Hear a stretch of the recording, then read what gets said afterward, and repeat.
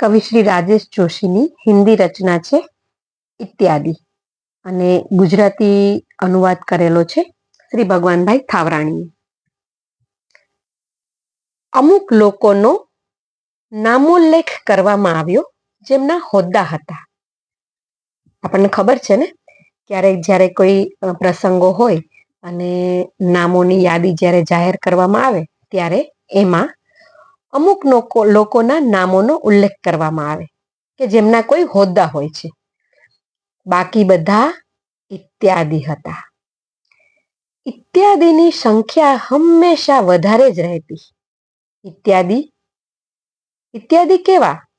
ઇત્યાદિ સૌ ભાવતાલ કરીને શાક ખરીદતા અને ખાઈ પીને ખાસ લોકોના ભાષણ સાંભળવા જતા. ઇત્યાદિ દરેક ગોષ્ઠીમાં હાજર રહેતા. ઇત્યાદિ સરઘસમાં જતા, પાટિયા ઉપાડી અને સૂત્રોચ્ચાર કરતા.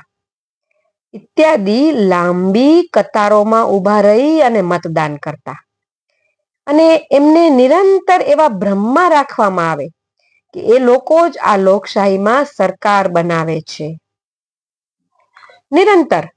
નિરંતર એવા ભ્રમમાં રખાતા કે એ લોકો જ આ લોકશાહીમાં સરકાર બનાવે છે. ઇત્યાદિ કાયમ આંદોલનોમાં સામેલ થતા, એટલે ક્યારેક પોલીસની ગોળીથી માર્યા પણ જતા.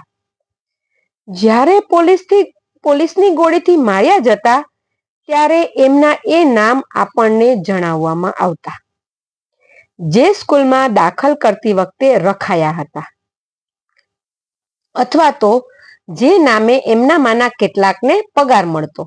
કેટલાક તો આવી દુર્ઘટનામાં પણ ઇત્યાદિ જ રહી જતા.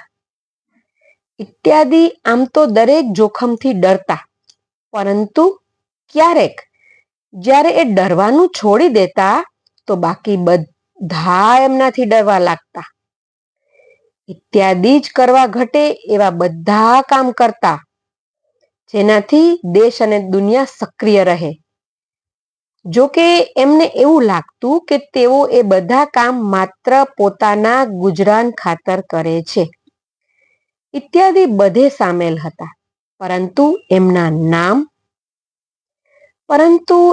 નામ ક્યાંય સામેલ કરવામાં આવતા નહીં.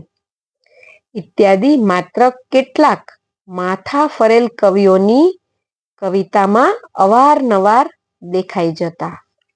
ઇત્યાદિ માત્ર કેટલાક માથા ફરેલ કવિઓની કવિતામાં અવારનવાર દેખાઈ જતા.